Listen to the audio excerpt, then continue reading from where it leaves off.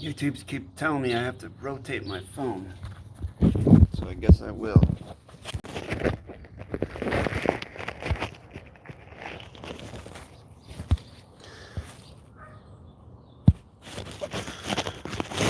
Oh, that's pretty crazy. Whoa, what is going on? What's up, YouTube? I had a couple questions on the live stream. I'm not the live stream. The premiere I did where I audited the Syntax Learning Center video where they slandered me. And the question was, in my finite mean of the word slander, or no, actually it was in the comments field, it was the finite mean of the word break hyphen bulk. Someone asked me why each part was not hyphenated, meaning I think it was a phrase like of each part, like positional of, loadial each, and then the fact part. Now that tells me that whoever the individual is, that I think it was a member named Sean, forgive me if I got it wrong, they asked, and that tells me that they're sort of still in the theoretical domain of learning correct sentence structure, as they don't possess the capacity to adequately credential what the parts of speech are in a correct sentence structure. If you look at the correct sentence structure as a whole, for the facts, of the facts, are with the facts, of the facts, with the facts, by the facts. You could also say it like, for a fact, of the fact, is with each fact, of any fact, with his fact, by her fact, period. Now, just for some auxiliary closures on that, if you want to learn about positionals and loadials in the parts of speech, you can go onto my correct sentence structure playlist. There are over 50 to 60 videos on there, and get your closure there. I mean, I guess I could make yet another video, about loadials. But just so you know, the information's already there. And if you want it put in a comprehensive context, then you would invest the now space in applying for a workshop. And then after you apply for the workshop, you agree to the contract. And then we would schedule the confidential workshop. And then you could actually participate in the curriculum itself, so that you can learn these things from step 1 to step 2 to step 3 on up the ladder. But that is up to you, if you want to do that or not. As I've said ad nauseum, the comments field is not really a place to get closure for correct sentence structure. It's usually a place where people just go back and forth. And you can even see it in places in my comments field. We're just back and forth with people just mitigating. So that's why I direct you to the videos. And also, I find that the cosmos helps those who help themselves. So if you do your own study, you look up, why would each be a loadial? And look it up, think about it. What is a loadial? Get closure on what a loadial is. What is it exactly? As compared to a positional, or as compared to a fact. And once you get those closures, it'll mean so much more than me just handing it to you, which I did. I said the reason it's not hyphenated is because each is a loadial. And you could, I guess, if you wanted to, Sean, create a list of loadials.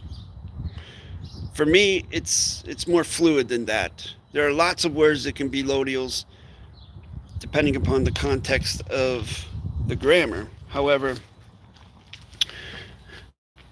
you can't go wrong with the. If you just use the, you'll be fine.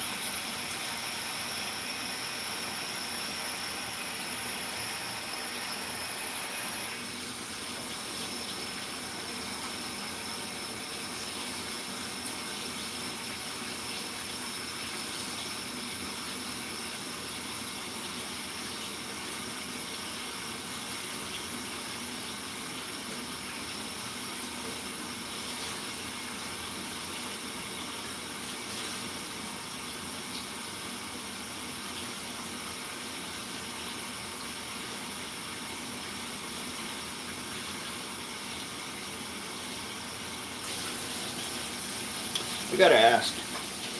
Oh, and this has nothing to do with anything. How many of you out there watching have ever seen the Disney movie Moana? The Disney movie Moana. Has anybody out there seen it?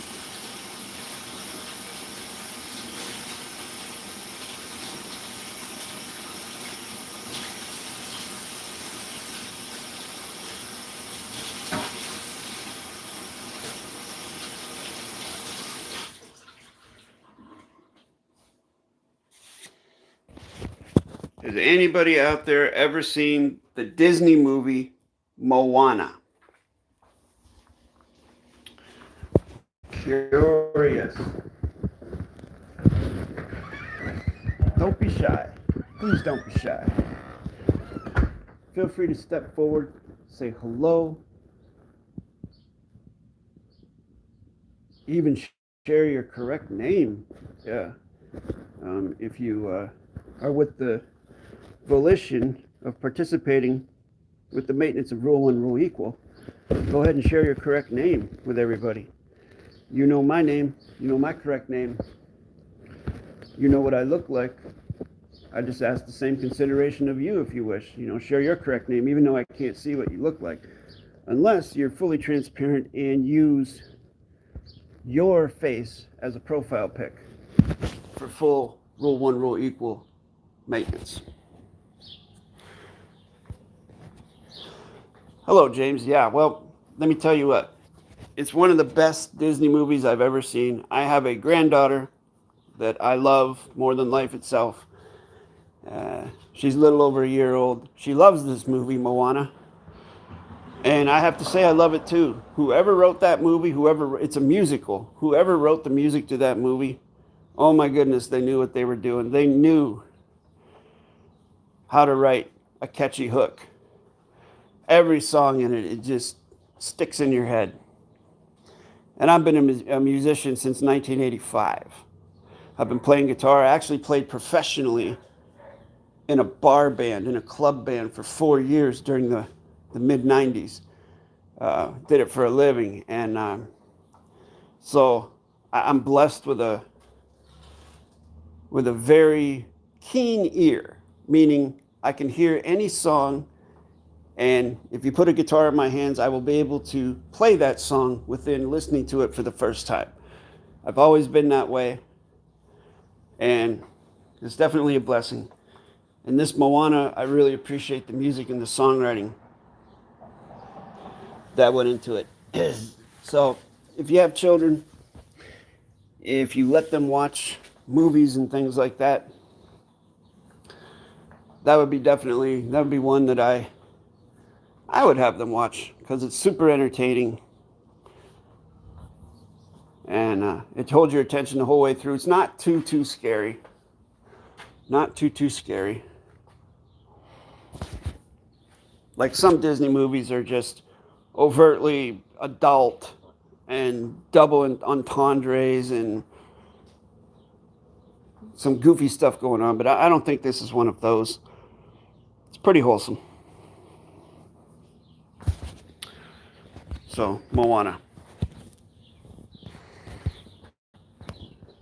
Interesting, though. When asked, I asked you, the viewers, those who are viewing this video right now, to share your correct name. And James pops in. Because James, I feel, knows the value of the maintenance of Rule 1, Rule Equal. I think he sees the value in being transparent and straightforward and putting yourself out there. Because if he already has that capacity to do that, then whenever he decides to get closure on correct sentence structure, or whenever he does get closure on it, it'll be that much easier for him to use it in public venues and in private venues, but private in front of a very, to state it mildly, judgmental audience. And one that probably literally wants to do you harm. It really helps to be transparent and to not have anything to hide, basically. I know that a lot of people, since the advent of the internet, they want to create characters for themselves, nom de guerres, and be able to comment anonymously so no one knows who they are. So now it's sort of an excuse to act some kind of way, to be more of a jerk than they normally would be, to argue with people, to call people names, to troll people, to be mean and ignorant to people. It's a pretty sick and twisted scenario, if you ask me. But definitely the internet brought that to the forefront. It took the prank call to another level, really.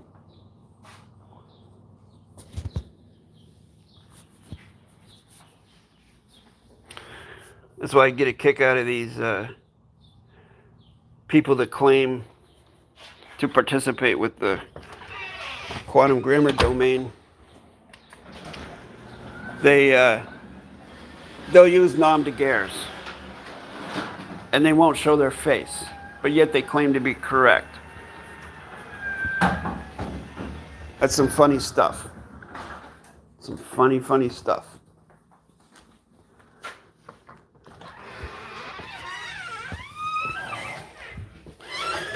Every time I do a video where I critique Russell J. Gould or his constructs grammar, I always lose a few subscribers, which, as I said in the past, is okay, because I don't want those types of individuals here that are going to buy into that malarkey.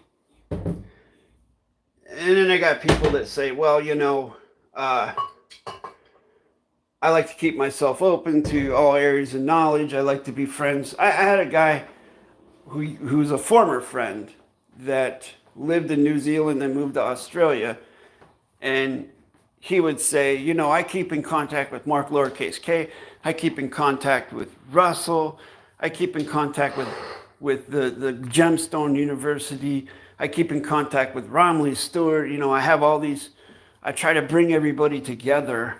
And while that, in theory, that is an admirable thing to do, in quote unquote reality, it's foolish, because it will never happen.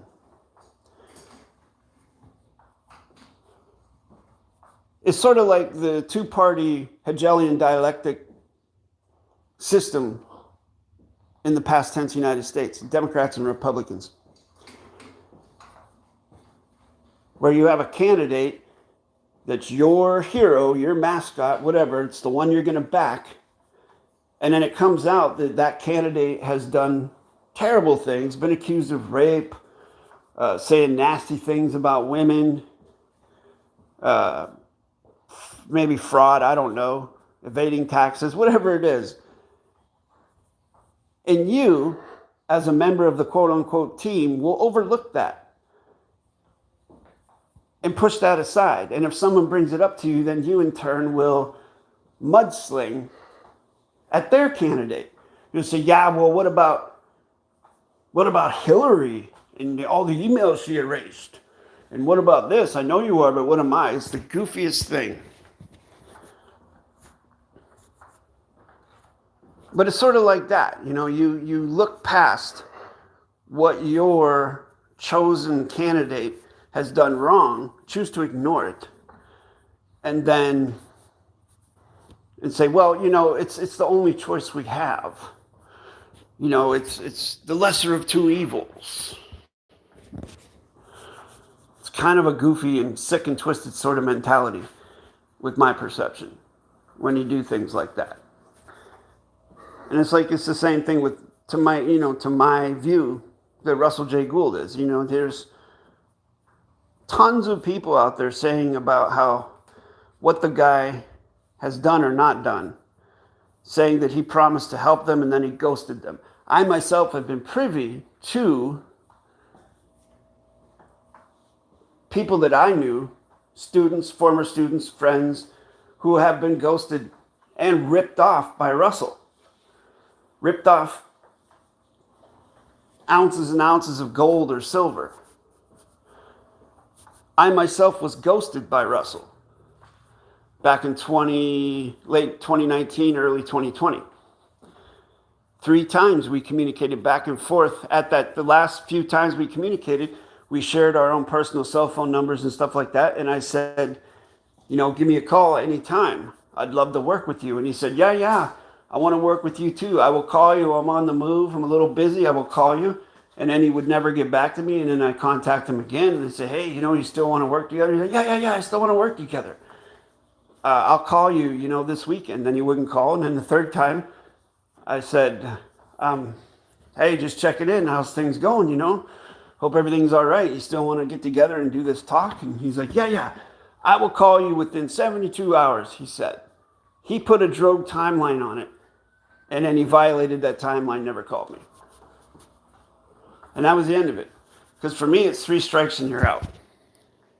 That's how it works for me.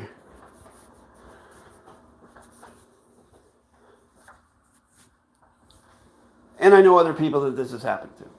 I know a group of people in another country overseas who wanted to stop the 5G from being implemented into their country years ago. And they got in touch with Russell. And he said he was going to donate his time. He wasn't going to charge him anything. That he was going to write out a contract, a document contract, postal vessel court venue. And he was going to come over there. And he was going to go into court and he was going to stop the 5G. He was going to help them. They had raised literally thousands and thousands of dollars for this project. Thousands and thousands of dollars for this project. And he said before they send any money, he was going to write this contract for them, which he never did. And the guy I was communicating with at the time said that he kept writing to Russell saying, hey, you got that contract? And Russell would say, yeah, I haven't had a chance to get to it. I'll get to it. And he never did. Oh, and another interesting thing he said, and this is back when he worked with Robert Horton, he said that he couldn't accept any money, that all the gold and silver had to go through Horton. And it was like, I don't know, ballpark figure, like 15 to 20 grand for Russell and his security team of 8 people to travel overseas for rental cars and hotels and everything. That was I think the price tag on it. Whatever that equivalent is in gold or silver. But long story short, it never happened. Of course, I'm just telling stories here. It's up to you whether you want to participate with it or not. But if you are out there listening to this and you know someone that this happened to, or this happened to you, or I might even be talking about you and you're listening to it, you know what I'm talking about then. Dozens of people have stories like this. Rice Crypto. Who's that other guy? What's his name? I don't want to get his name wrong. He's got like a different sort of name. His name's Gimpy or something. I think he's a cryptocurrency guy. He's friends with Rice Crypto. I don't know his name. It rhymes with, if it's not Gimpy, it rhymes with Gimpy. Simpy. Blimpy. I'm not trying to make fun of the guy. I just can't remember his name. I don't know his real name either, his correct name. Anyways, he has the same story. That he kind of got screwed over there. So that's why I'll keep doing these videos. That's why I'll keep putting it out there. As long as they keep putting out material for me to use, I most certainly will use it. And thanks, guys, for that.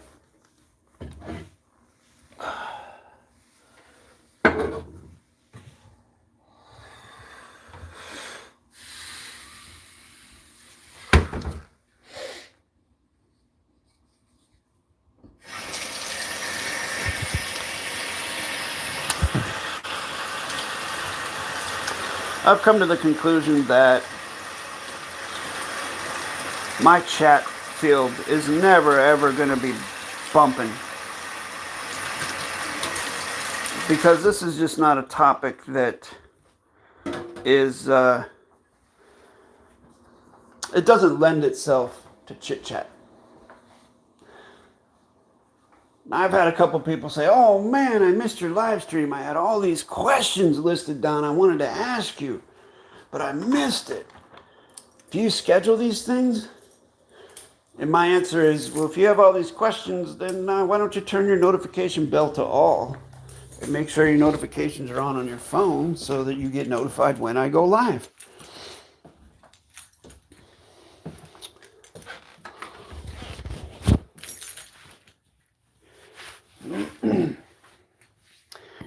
James, do you have any grammar questions for me? Anything you can think of?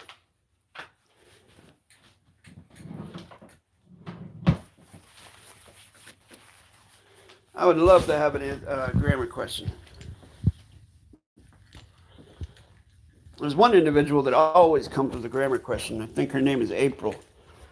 She always has a grammar question, but it doesn't look like she's here now, or else she'd be commenting.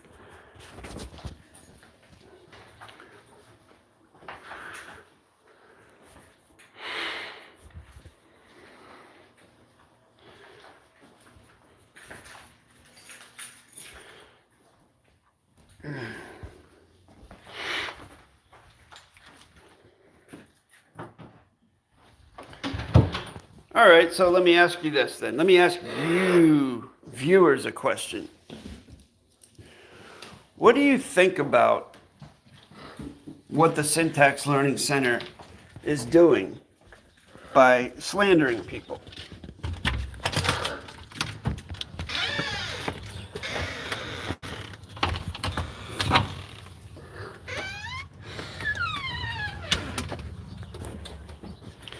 Why do you think they do that?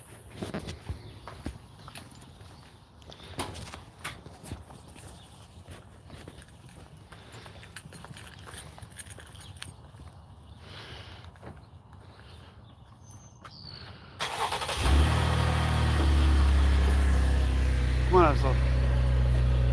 Up. Good boy.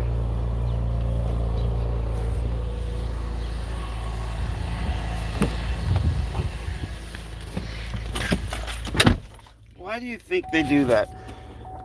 Like, let's go into this a little bit deeper. I don't really go too personal with the videos.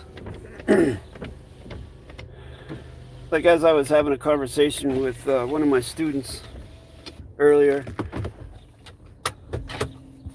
I said, that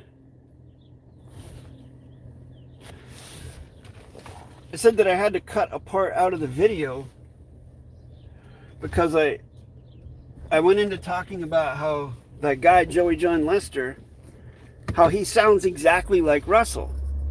Like, if you listen to his voice, his inflections and the way he talks, he sounds just like a mini Russell, like a doppelganger. But I had to take that out because I'm not trying to make this personal, and I'm human, just like anyone else. I have a tendency to slide into that sometimes, and I really have to watch myself, especially with the videos like that I publish. I got to make sure that it's not personal, or it doesn't get too personal. But on these live streams, I can get like that because it's just a live stream, right?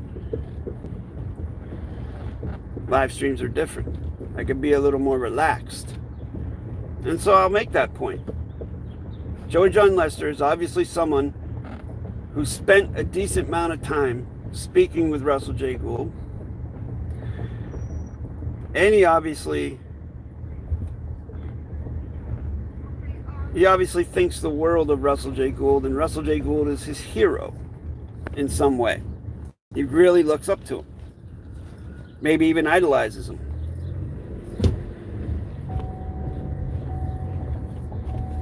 Hero worship is not my thing.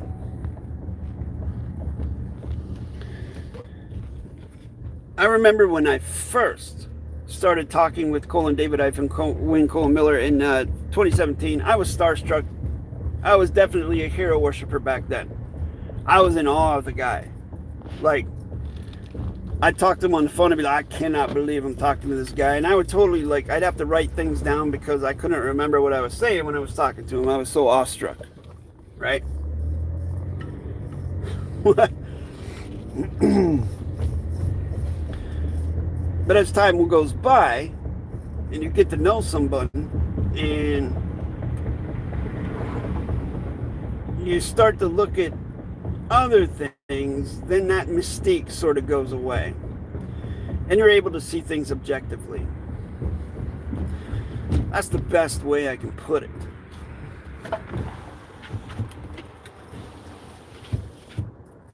You start to see things objectively. And they're not through the colored glasses of hero worship.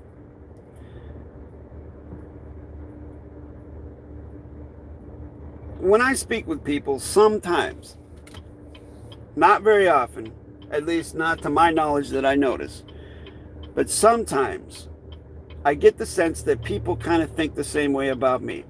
Like they're kind of awestruck, for whatever reason, by me. I immediately do my best to cultivate a geometric level playing field of communication, meaning no hero worship, no nothing like that. I bring it to rule one, rule equal, as fast and as efficient, wow, I can't say that word, efficiently as possible. If I sense that that's what's going on, I get right to the point. Some people, they will start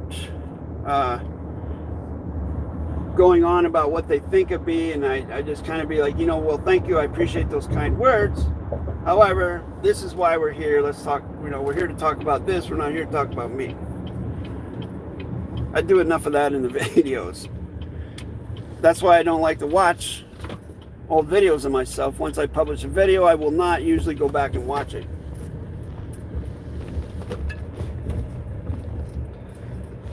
I do my best to cultivate a non-ego based sense of humility. Whether I'm successful at it or not, I don't know.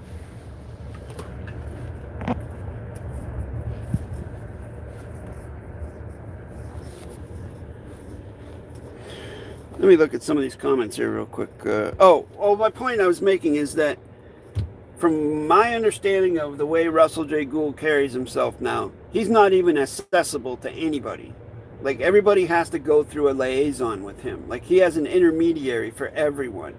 You can't just contact the guy anymore. And he's changed his emails so many times.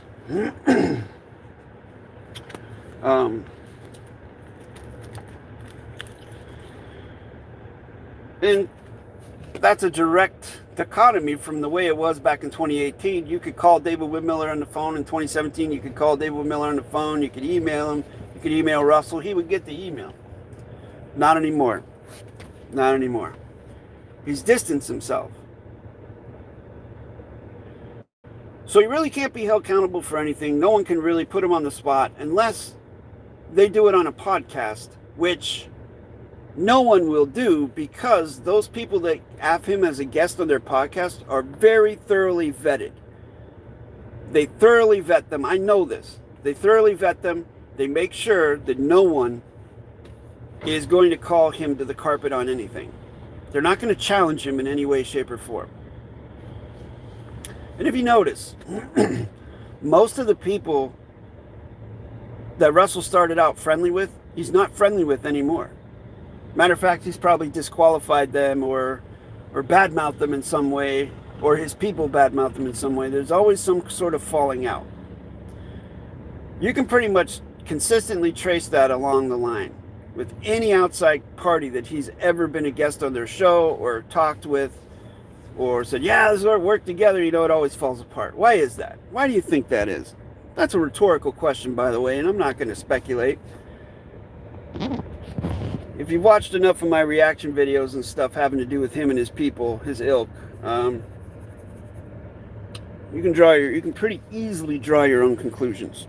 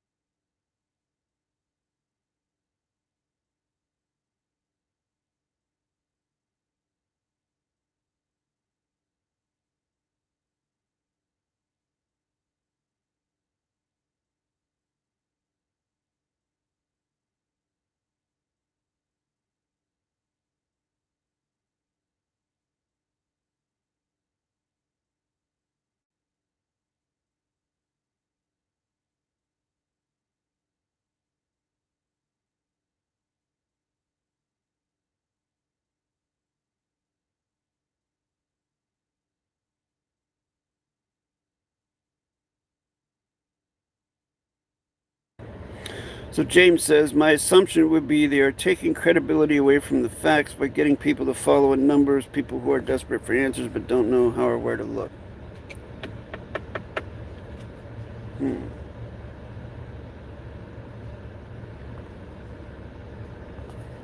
Let me think on that for a minute.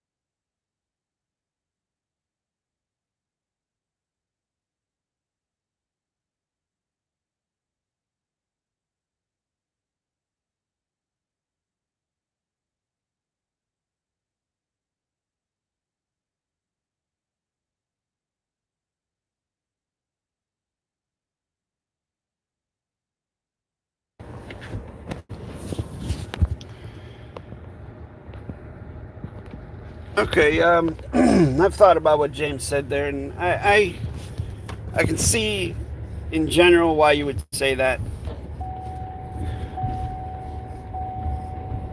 However, I'm not going to take accountability off the people who are quote unquote desperate for answers. All right? Whether they're desperate or not, I don't really know. What I can say is this: each and every man and woman has the capacity to certify a fact for themselves, their idea of what a fact is. And if they decide that they're going to take the word of somebody, blah, blah, blah, and like I'm blah, blah, blah on this live stream, if they're just going to take my word and everything I say, that it's all true, and they don't need any proof, and they're just going to blindly follow me based on my word, that is their choice. Now, I'm not willfully doing that. I'm not asking them to do that. I'm not asking anyone to take my word for anything. Quite the opposite, actually. That's why I have a YouTube channel with over 500 grammar videos on it, to back up and certify the length and breadth of my correct sentence structure knowledge. I don't think Russell can say the same thing. I am not comparing myself to Russell. Please don't do that. Don't think that I am, because I'm not. We are, with my perception, totally different individuals, personality-wise, and all that. I know the stories. I know the stories just like you do of what he did or didn't go through in life. The stories of being beaten and starved and things like that, going to prison. Those are all very moving, very emotionally triggering stories, you know. And he showed that picture of him, I think it was during the Reno seminars, where he was emaciated. The guy obviously went through something. Whether it is exactly the way he says it is, I don't know. I'm not trying to discredit him in that way, shape, or form or anything. What I'm saying is, where's the proof? Because he himself comes forward and says, there's all this video footage, right? All this video footage of him going into court and judges running out, people running this way, running that way, the Pentagon, all these things. So all this video footage, but he can't release not even one video. He doesn't have the capacity to do that. He doesn't have the wherewithal to do that. He doesn't have the authority to do that. Why? Either he has authority or he doesn't. And long story short, in all the claims I've ever heard him make, he's never been able to back up any of them with any physical evidence. That's the long and short of it.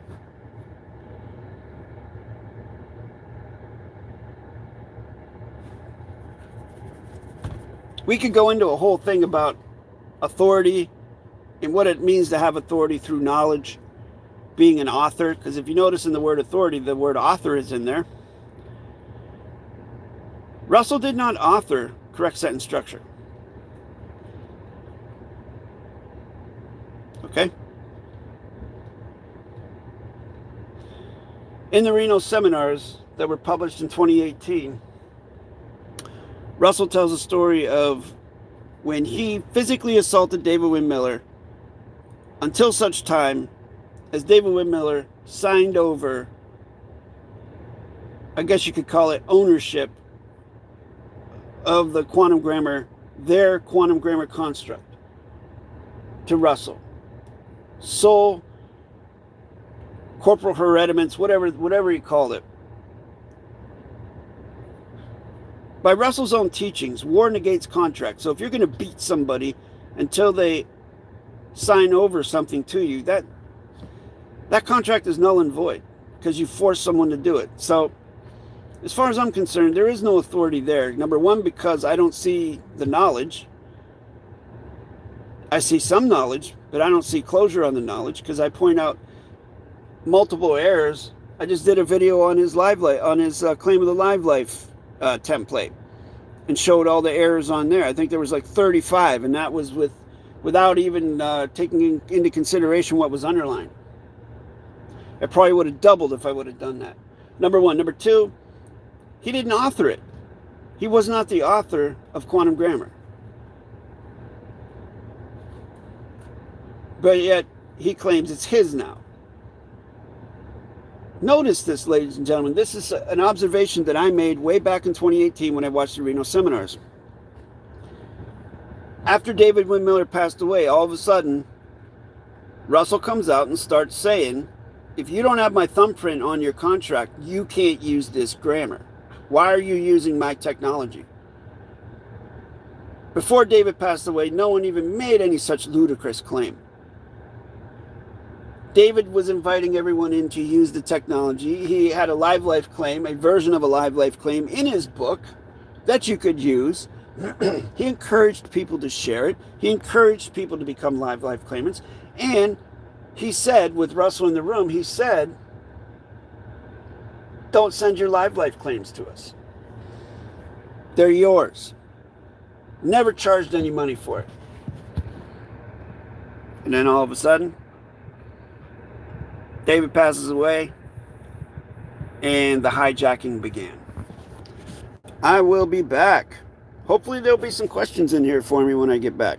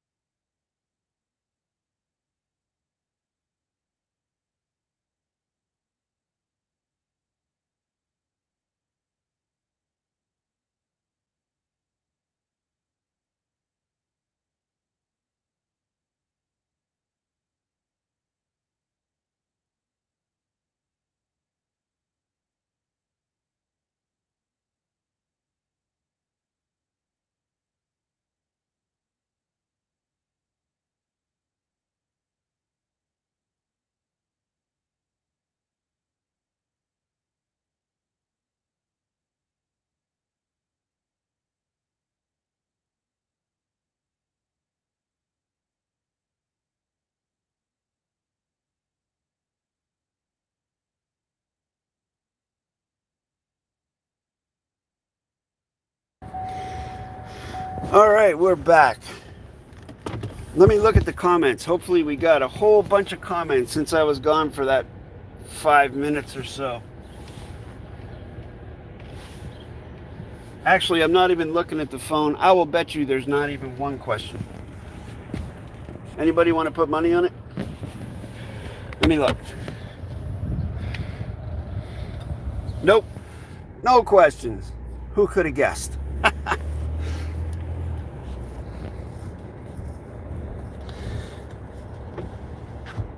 I am almost at 1,000 followers on my TikTok channel. Pretty happy about that. Pretty darn happy about that. Pretty soon I'm going to be going live from TikTok. Isn't that going to be something? That's going to be very lively. It's going to be a lively live because the personality and general overall demeanor of the people over on TikTok are way different than here. Way, way different than here.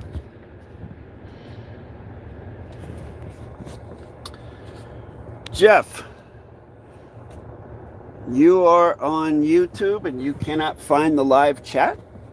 That's interesting. You would definitely have to not be in full screen mode to find it. There are two different ways of communicating as far as the viewer goes. You can use the comments field, which I cannot see because I'm in the live stream, or you can use the chat field, which I can see, which it says, I'm pretty sure it says live chat. So I'd have to say it's probably just a lack of familiarity with YouTube, maybe, that you don't know where to find it.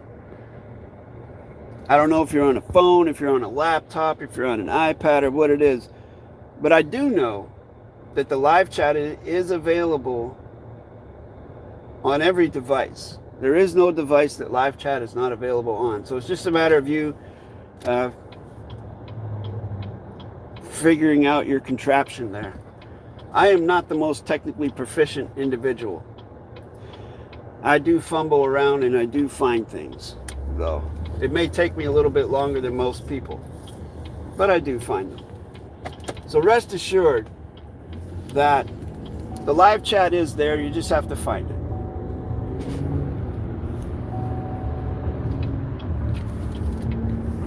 You obviously found it. No kidding.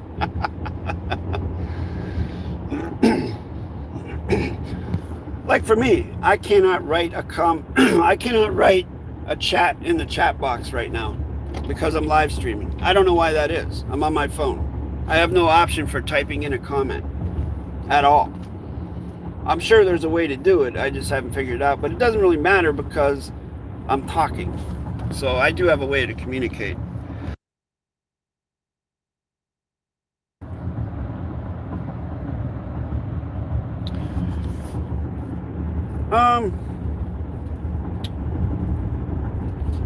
Yeah.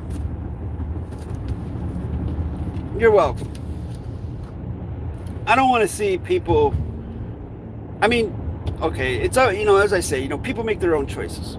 If people want to follow the guy and participate with what he has to offer and pay money and all that, that's up to them. That's their choice.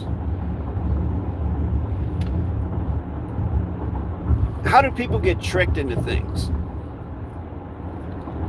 Well, they ignore red flags. That's my knowledge of the situation. They ignore red flags. It's like I explained at the beginning of the stream, I think, where I said, I gave the example of the two political parties in the past tense in the United States, and you got this candidate, and he's your hero, he's your leader, you want him to be president, and then all these things come out where he sexually assaulted a woman, he groped a woman, said nasty things, horrible things about women, he ripped people off in business maybe,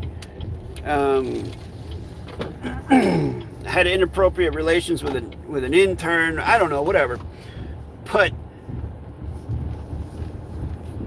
the followers of that political party will overlook those things. They'll like turn a blind eye to it and say, well, he's the only hope we have. So it's kind of like and I've seen this in families.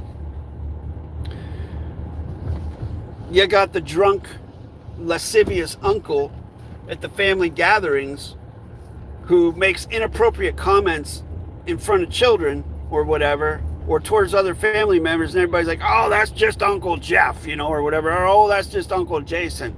That's just how he is. You know how he is, and they make apologies for him. It's kind of like the same thing. The good old boy club. We do it that way because that's the way it's done.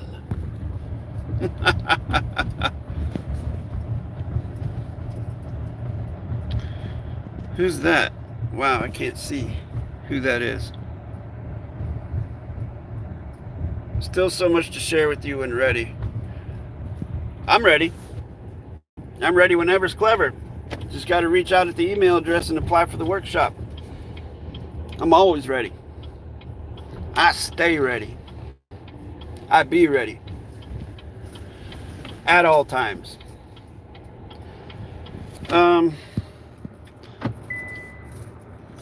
On the life claim, you use latitude and longitude, but did not use the actual place as in town, city of birth. That is correct. Is that a question? Because I see a question mark at the end, but the way you phrase it sounds like a statement. So I'll just answer yes.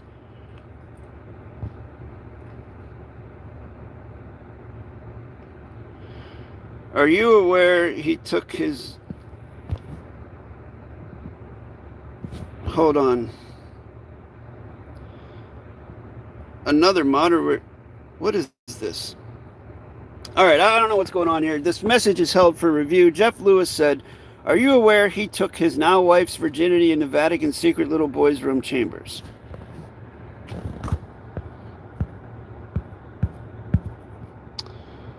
No, I was not aware of that. I think in another video that I did state that the way he described what he and David-WYNN Miller did at the Vatican many, many, many years ago, it sounded as though he performed a sexual ritual at the Vatican. That's what it sounded like to me that was implied. I don't know if that's what happened or not. I don't know. But it sure sounds like that's what happened. Now, as far as what you're talking about, Jeff, I don't know. I didn't hear of it. Words from his mouth in the reel. Well, I guess that brings me to the next thing, Jeff. Do you believe what he says? And how important it is for you to know that. For me, I could give two shits what he's doing, what kind of weird things he does. And I didn't know that he's married now. So he's married to that Rachel woman, I guess. Cool. Good for him. Congratulations. Whatever he's doing, then, if that's what you're saying, if he said that, now all I have is your word that he said it, and all you have is his word that it happened, which none of that adds up to much, really, does it? Because we don't know each other. We don't have any physical evidence, which I don't want physical evidence of that because I don't care. But overarchingly, looking at the whole situation, if that happened, then it doesn't sound like he's very much different than any other conspiratorial concept that's out there about sex magic and sex rites that we hear the elite does and things like that. I mean, weirdos are going to weirdo, I guess. And that's just distasteful to me. Just the whole idea. I mean, thanks for bringing that up. Now I got this freaking image in my head. Thanks. Again, there's no proof that, at least, I don't know, maybe he showed you proof. Was there video proof of it?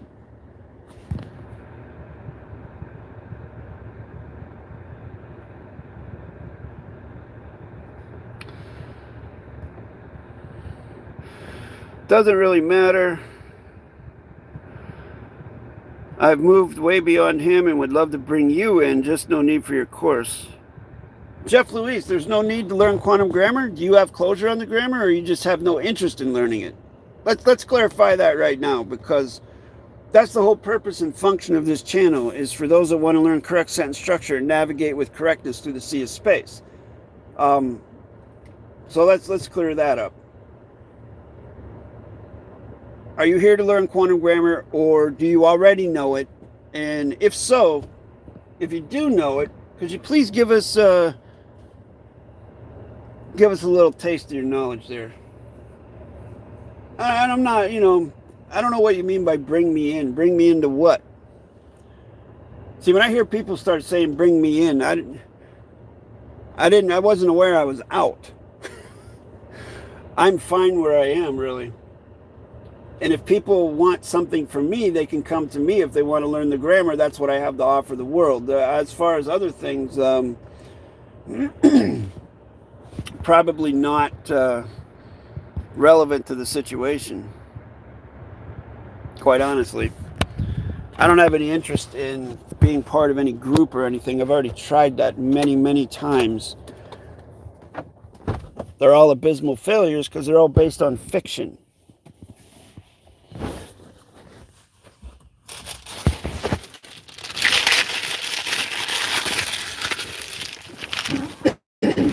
And what I mean by that is they're all based on fiction premises,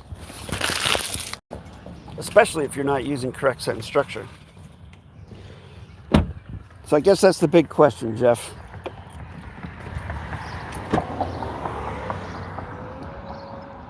Are you here to learn correct sentence structure? Do you already know it? Do you have closure on it?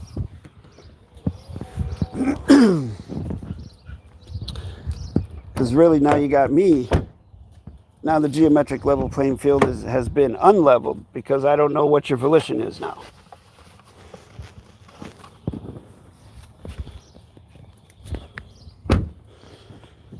So hopefully you will rectify that and you'll bring me up to speed with why exactly you're here and what's going on with you and what it is you want to bring me into.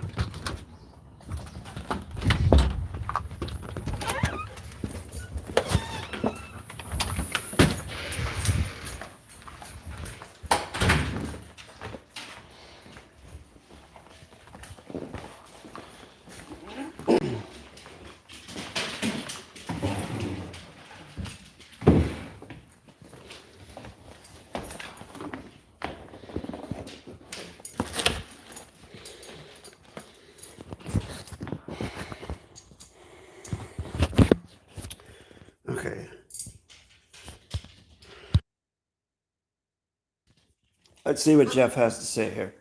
Moving on to the next level, I'd love to share freely with you. Again, I personally knew DAVID-WYNN and unfortunately worked with, supported, and funded Gould to my now shame. Well, Jeff, that's all well and fine. Please answer the question. Do you know correct sentence structure? Do you have closure on correct sentence structure, communication, parsing, syntax, grammar? That's my question. That's first and foremost on my mind. Do you have closure on it? Can you create a correct sentence structure on the spot? Do you have closure on syntax? Do you know how to syntax? If I give you a sentence to syntax, will you be able to syntax it correctly and give closure as to why you bank those particular syntax values to those words? That's my question. This is my ballywick. Nothing to rectify, my brother. Been reaching out to you over a month now. Some of this, my partner reached out yesterday, I think, regarding speaking plainly. Well, Jeff, you still have not answered my question, and this is interesting to me. Let's just bring it down to a yes or no question. Do you have closure on correct sentence structure, communication, parsing, syntax, grammar, to the point that you can teach it to another individual, that you can use it in any now space scenario?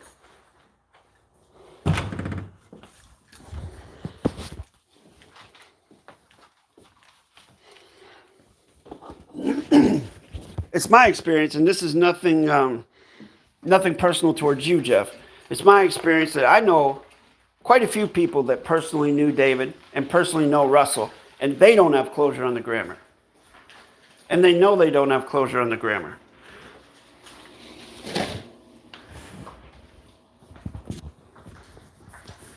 But for some reason, I don't know why, they just don't want to learn. Which boggles my mind, because if you want to be correct, why wouldn't you want to learn correct sentence structure? But again, contract is by choice. I'm not here to twist anybody's arm to do anything. So yes or no question. Do you have closure on correct sentence structure enough that you can teach someone else and you can syntax on the spot and give closure to those syntax values? You can create a correct sentence structure on the spot. You can explain, cause, concern, verb, possessive, concern, possessive authority, all that stuff. I want to get closure on it as I'm fully of ideas, and I love to be able to teach it. I have a couple of things I'm working on already. Well, that's the most important thing, is the grammar. You have to have closure on the grammar in order to ensure that you are successful in using it. I know people that don't have closure on the grammar that have been successful at what they're doing. And that's where the volition comes in. Like me, when I first started using it in 2017, I did not have closure on the grammar, but yet I was successful. It was my volition that carried me through. I sort of learned on the field. I purposely put myself in difficult situations so that I would be able to learn to think on my feet.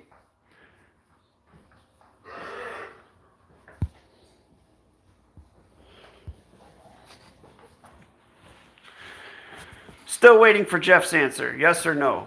Does he have closure on correct sentence structure, communication, parsing, syntax, grammar, enough to be able to teach it to another individual, enough to be able to syntax a sentence if I give him a sentence to syntax, and explain the syntax values that he banks?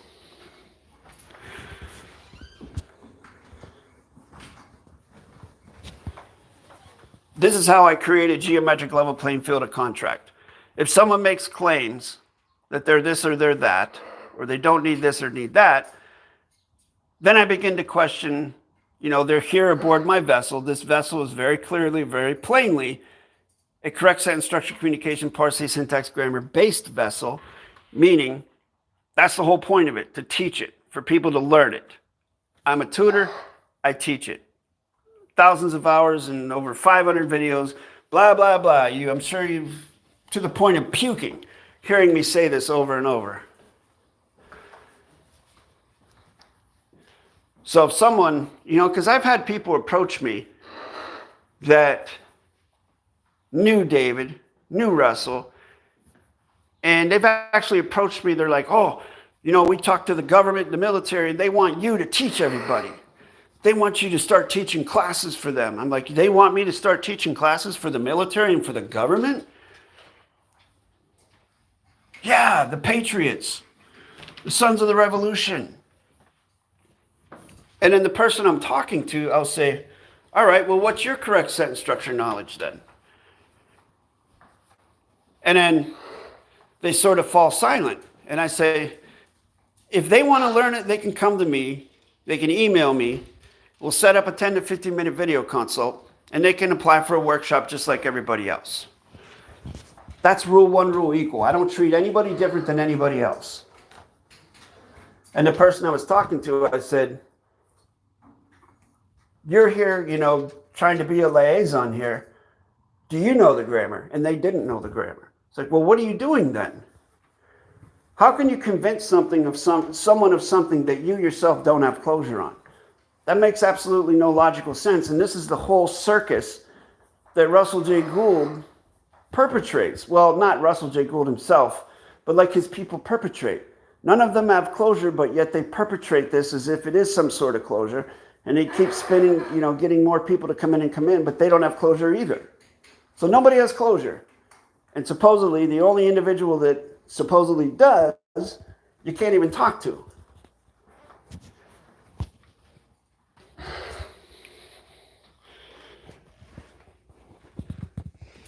Just wrote a long comment and did not go through. I definitely had that happen before.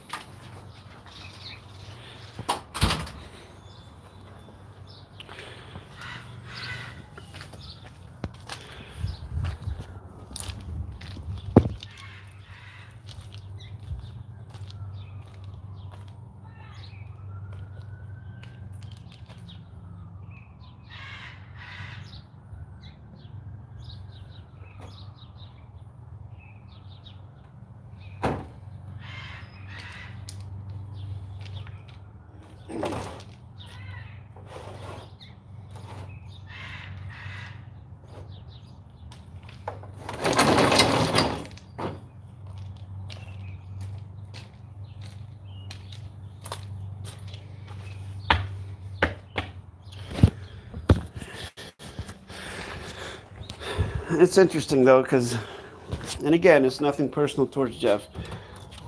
This is what usually happens in scenarios like this. I've had people contact me that claim to be this, that, or the third. You know, they knew David, they knew Russell, and then something always happens that we don't get to communicate. I never changed my position. My position has always been, I will teach anyone who, number one, has correct volition, number two, does not participate with war or wanting to force anyone to do anything, and number three, they have to participate with a 10 to 15 minute video consult where they show their face and share their correct name. Period, end of story. And when I communicate with my emails, I do use correct sentence structure, but I also translate to plain, simple English. So if someone has trouble comprehending or cognizing correct sentence structure, there is a plain English translation right next to that sentence. So it is in simple, plain English. And while my plain English may not be the best in the world, I was an English major in college. So I know how to write in plain, simple English. I know what correct fiction grammar looks like. I used to be a copy editor at one time. So if someone says they don't understand my email or what I'm writing, I have literally over 5 years of experience in doing this. I have simplified everything in my construct down to the bare bones.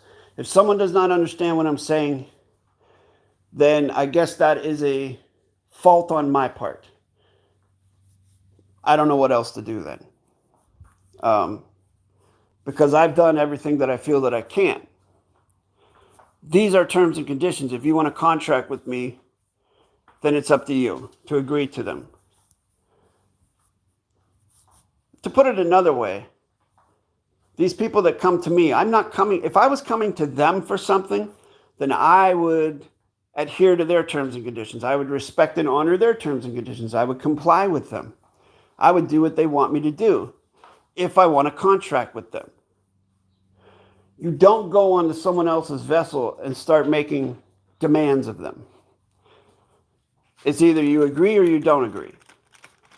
And so that's kind of the way it is with me. Over 5 years of experience, I have set out certain mechanics, certain ways of doing things, and they're very effective at vetting the bullshit. People who are trying to bullshit their way in. People trying to claim that they know this, that, or the third when they really don't. Because once you put them on the carpet, once you put them up there and put them to the test, they can't hold a position because they don't know and don't have closure on correct sentence structure. So I had a couple people that I guess you could say defected from Russell J. Gould's construct. They broke bulk. And they came to me because they wanted to create some sort of business with me as the teacher. And they said they had worked with Russell for 2 years and they had taken classes at the Syntax Learning Center, and they claimed that they knew the grammar. And then when I started pressing them on it, saying, well, you don't mind if I give you a little test, do you? And then they got kind of like freaked out. And I said, oh, it's no big deal. I just want to see where you're at. And then I had them syntax a sentence, and they tried to do it, and they couldn't do it. I mean, I had them syntax it, and then I had them try to explain why they banked the values they did, and they couldn't do it. So then I said, all right, just create a correct sentence structure for me. Tell me that the grass is green. They couldn't do it. They said they had to have some sort of worksheet in front of them or something so that they could get their facts straight. This is what I'm talking about.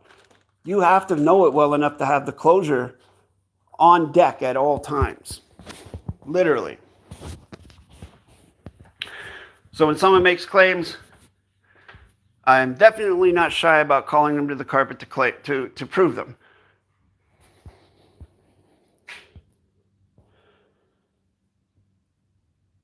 You're welcome, Brandon. But that's what I found.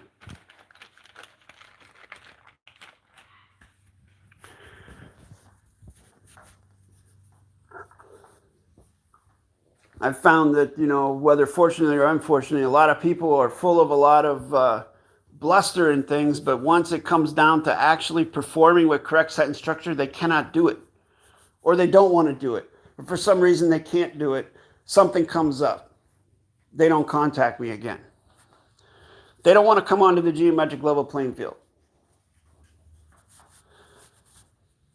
It is scary when you first do it. It's like the emperor has no clothes. You're up there, and all you have is you and your knowledge. And you can't hide the fact that you lack knowledge. If you lack knowledge, you can't hide that. Just like you can tell when someone's talking that they do know what they're talking about, especially if you start asking them questions and they start answering the questions. The way they answer the questions, you can tell whether they know what they're talking about or not.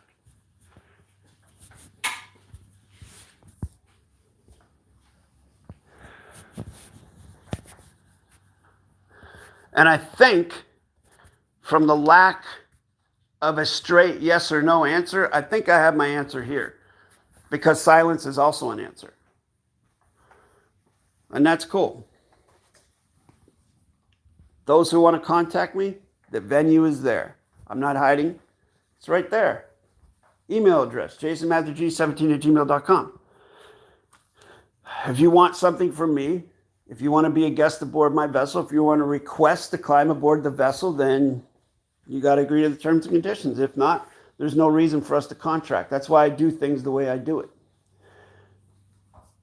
Like, people will sometimes put in the comments field, Jason, can you please contact me? My email is blah, blah, blah. I'm never going to contact someone that does that. That's not the way it works. I make it quite clear in all the videos and all the video descriptions, there's one way to contact me. And it's open to all. Rule 1, rule equal. I'm not going to be contacting you. And if you want to learn about contract, that's a great way to do contract that keeps yourself safe. Safe from harm, safe from turbulence. Because the minute I go to email somebody else, now all of a sudden I'm subject to their terms and conditions. And I don't even have no idea what that would be. And I have put myself in that position a couple times, and every time I put myself in that position, it doesn't turn out well. So I've learned, live and learn. 5 years of experience talking to hundreds and hundreds of people all over the earth. I would rather admit I don't know something than make myself look silly. I agree.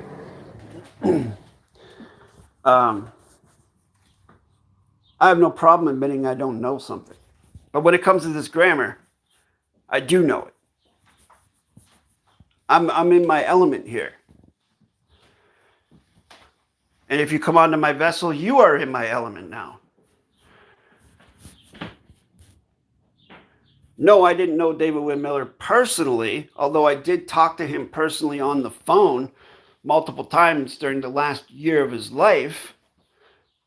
In no way, shape, or form do I think that we were friends, or can I even claim to know him in that way. I just know that he was kind enough to answer the phone and answer my questions and talk to me. That's what I know. I don't claim to know Russell J. Gould. I can claim to have communicated with him via email for about 3 years, back and forth, a dozen or so times, or maybe more. Actually, more than that. But of course, I don't claim to know him personally. But what I do know is the grammar, and I can look at the grammar of both of those men and say that there are errors all over their documents. So again, to draw this to a close,